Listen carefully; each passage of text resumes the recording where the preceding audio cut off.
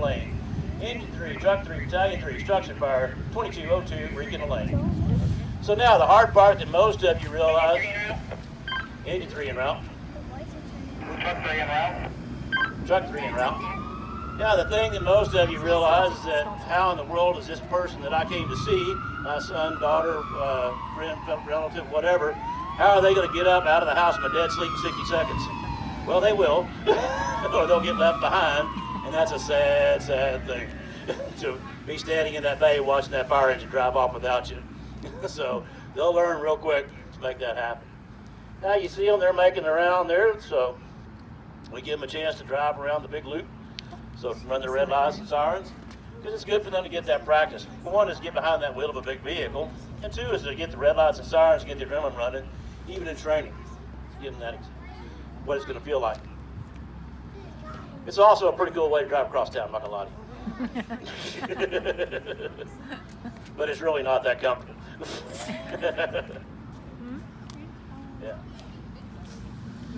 All right, so I told you I'd be playing the role of the battalion chief rolling up, so I'll pretend like I'm the battalion pulling up in the car and check out and give a size up here.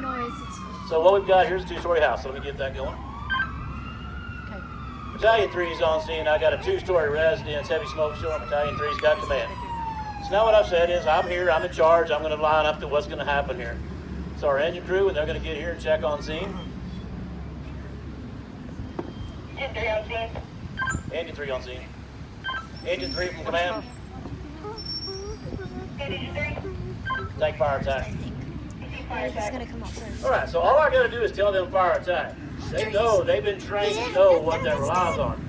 As the incident commander, I don't have to tell them every little detail. They know what their job is and what their responsibility is.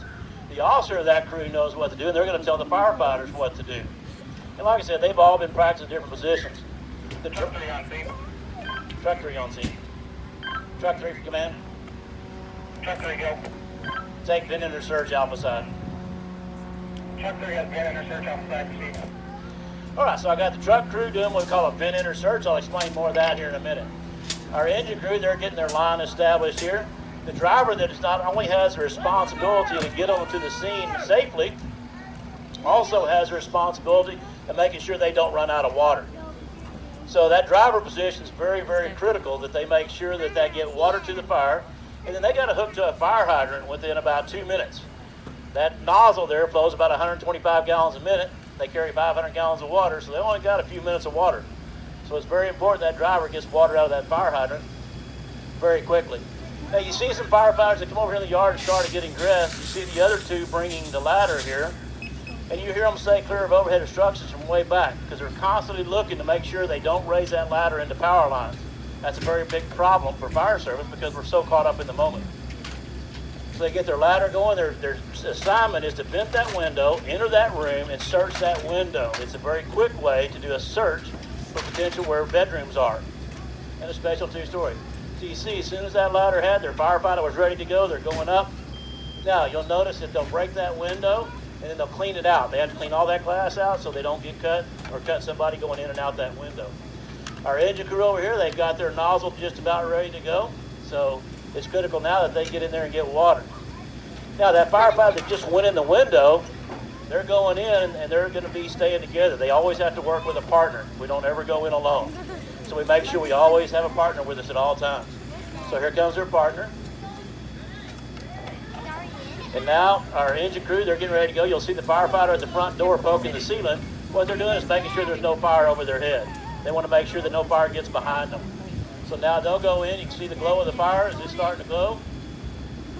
So now you can actually see the fire through the window there. They got the window cracked. You can kind of see a little bit. You'll see some more of it here in a minute.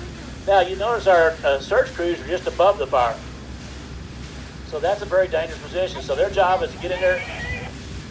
Engine 3 go. Receive water on the fire. Now, you start learning to get an ear for radio traffic on the fire ground. A lot of times, to people that aren't used to hearing it, it sounds like screaming. But we teach them to learn how to talk clearly, short and sweet. We talk to firefighters like we talk to a dog. How do you talk to a dog? Sit, stay, roll over. We talk to firefighters, fire attack, vent, search. Keep it short and sweet. So the reason that the firefighter's at the top of that ladder not going in, that's the officer staying at the window. That's the beacon of hope. So what he's doing right there is, hey, I'm right here. He's talking to them. As they're searching that room, he's saying, I'm right here. That way they know where to come back to. They can't go deeper than what he can hear or see them. So he's constantly in touch with them right now, making sure as they're doing that search, they can get back to that window and get out.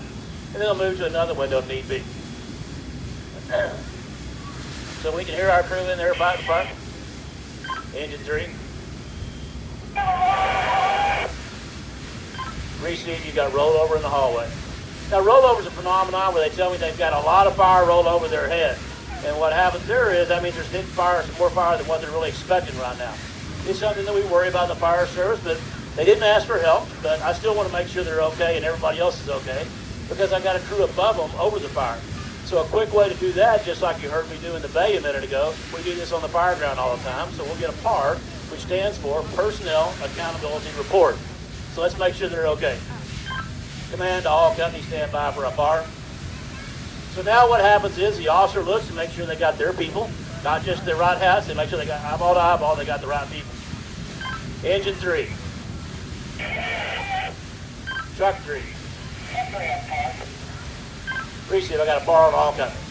Now, I can do that with a lot of companies. Typically what's going to happen on a fire, you're going to get about 5 to 7 companies. Okay, a company being engines and trucks. So you'll get 3 to 4 engines plus 1 to 2 trucks on an initial fire in most city fire departments. Now, if you live in some small place, you may get 1 fire engine, in which case,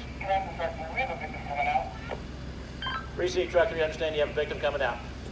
Now, they've got a victim coming out. There's passing them to that firefighter on the window. They've done a lot of practice with this. Now we can see our fire. Let me get out of the way so you can see the fire. So we got our victim coming down the window. We're fighting our fire in the garage. Now, they've lightened the smoke up quite a bit, so you can see. Now, you'll also notice the firefighter that pulled out of the victim over here. They didn't just come out here and spike them in the front yard and run away.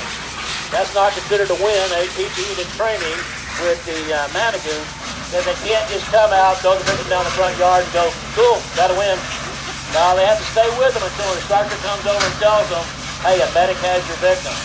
So they're trained as soon as they get down, you'll notice they all will go to that victim until an instructor will come and tell them that they've got it taken care of. So then what will happen is in our drills that they've been doing and that they'll be doing tomorrow, they'll do this right here as some kind of scenario, and as soon as they're relieved, they're going to get another air ball and go right back in on another assignment. So they may do 2 or 3 assignments during the drill.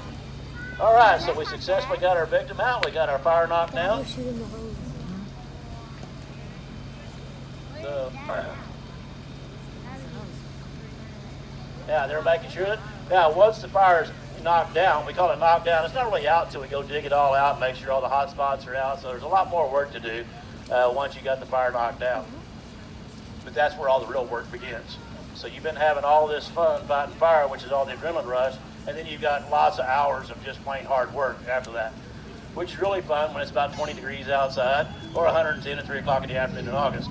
So, all right, looks like we had a successful win here. Let's go ahead and give them all a big round of applause. Dispatch.